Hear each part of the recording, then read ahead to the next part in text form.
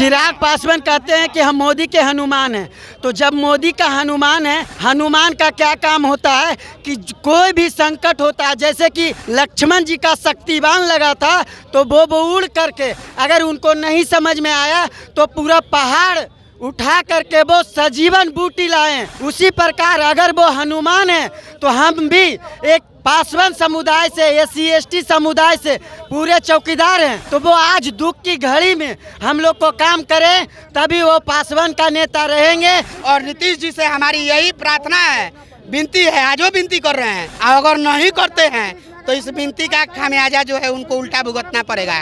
सरकार कभी RJD के साथ, कभी BJP के साथ कर रहे हैं, वो ना रही तब के साथ करबो। नीतीश जी अगर मान जाते हैं तो ठीक है, अगर नहीं मानते हैं तो चिराग पासवान जी को भी ले डूबेंगे, इसमें कोई संशय नहीं है। अरुण भारती जी हमारा अनशन तोड़वा दिए, लेकिन आज तो कहाँ काम किए। कई गो सत्र चला अनशन तोड़वाने के बाद, कई सत्र चली। अरे चिराग पासवान हनुमान जी है, चिराग पासवान, इनका बात चलेगी बिहार में।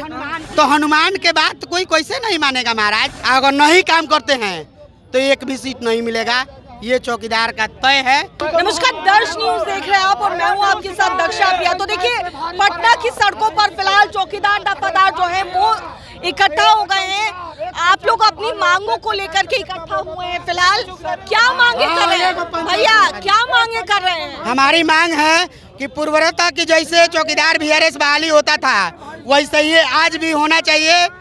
ये अपवाद स्वरूप दे, चाहे जैसे भी दे, ये नीतीश जी के हाथ में है। और नीतीश जी से हमारी यही प्रार्थना है, विनती है, आज वो विनती कर रहे हैं। अगर नहीं करते हैं तो इस विनती का खामियाजा जो है उनको उल्टा भुगतना पड़ेगा। 42 को 43 को सीट लेके अभी जो एने से ओने कर रहे हैं, सरकार कभी RJD के साथ, कभी BJP के साथ कर रहे हैं, वो ना रही तब के साथ करबो। अच्छा, आप लोगों से पिछले दिन जो है आप लोगों ने चिराग पासवान जी से भी मुलाकात की, अपनी मांगों को रखा, उनकी आवाज। देखिए, जाहिर सी बात है, चिराग पासवान अभी सत्ता में है नहीं। बिहार सरकार के जो है गठबंधन पार्टनर तो है ना, अलायंस पार्टनर, अलायंस पार्टी में है।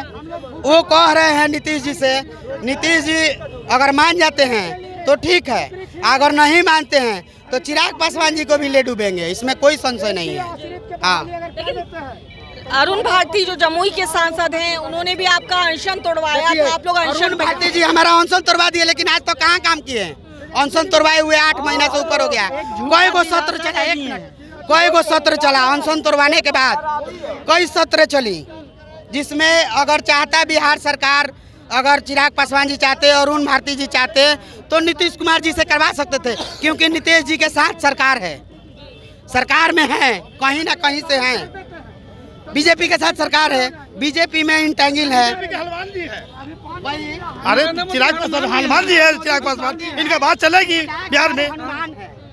तो हनुमान के बाद कोई कैसे नहीं मानेगा महाराज। कैसे नहीं मानेगा? हनुमान जो है बहुत शक्तिशाली है और जो है बहुत सारे कार्य ऐसा किए हैं जो पृथ्वी पर किसी से नहीं हो सकता है।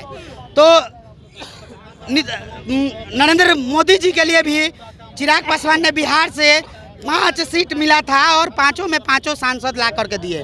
एक भी सीट नहीं आ रहा, गौर कीजिएगा, एक भी सीट नहीं आ रहा। वो क्या था, सिर्फ चौकीदारों का आश्वासन था। तो जब आश्वासन पर एक सीट ना और लें तो काम करिए, तो सोच लीजिए क्या होगा। अगर नहीं काम करते हैं तो एक भी सीट नहीं मिलेगा, ये चौकीदार का तय है। क्या करेंगे आप लोग? मांगे अब तक आप लोगों की नहीं सुनी गई, आगे क्या आप लोगों की रणनीति है? हमारे नेताजी को हम लोग स्पष्ट में करना चाहते हैं कि आगे जुलाई में जो सत्र चलेगी उसमें हम लोग अधिक से अधिक संख्या में फिर धरना प्रदर्शन करेंगे।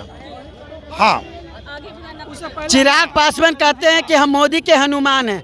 तो जब मोदी का हनुमान है तो हनुमान का क्या काम होता है कि कोई भी संकट होता है, जैसे कि लक्ष्मण जी का शक्तिबाण लगा था तो वो उड़ करके, अगर उनको नहीं समझ में आया तो पूरा पहाड़ उठा करके वो सजीवन बूटी लाए। उसी प्रकार अगर वो हनुमान है तो हम भी एक पासवान समुदाय से, SC/ST समुदाय से पूरे चौकीदार हैं। तो वो आज दुख की घड़ी में हम लोग को काम करें, तभी वो पासवान का नेता रहेंगे, अन्यथा वो कोई भी नेता नहीं रहेंगे। मैं भी पासवान हूँ और मैं उनको ये चेतावनी दे देना चाहता हूँ खुलेआम में कि सबसे ज़्यादा पासवान ही इस समुदाय में चौकीदार है। और पासवान की दूर की बात है कि मोदी जी भी कहते हैं कि मैं भी चौकीदार।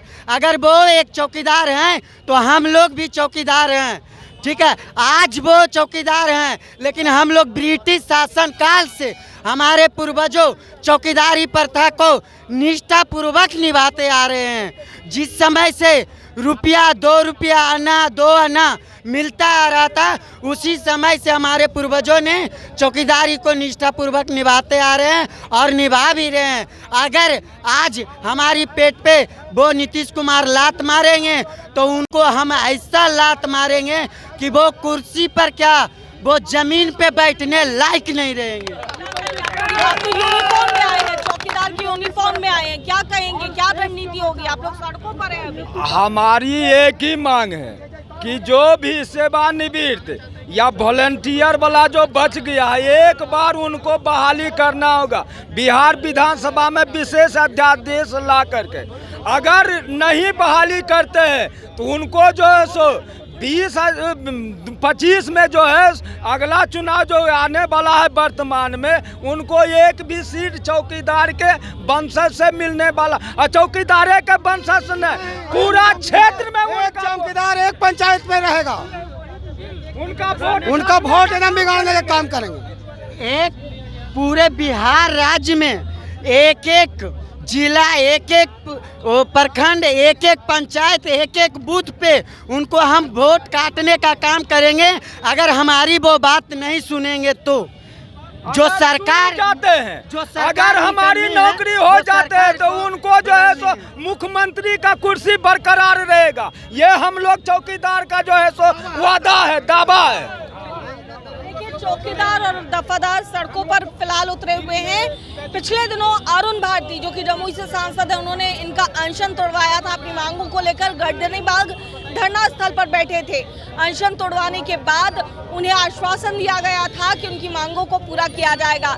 अभी तक इनकी मांगें पूरी नहीं की गई है, जिसके बाद अभी भी सड़क पर उतर आए हैं। और क्या कुछ तस्वीरें हैं, क्या कुछ कहते नजर आए हैं चौकीदार दफादार, आप सुन रहे थे। कैमरा पर्सन शशि के साथ मैं दक्षा प्रिया, दर्श न्यूज, पटना।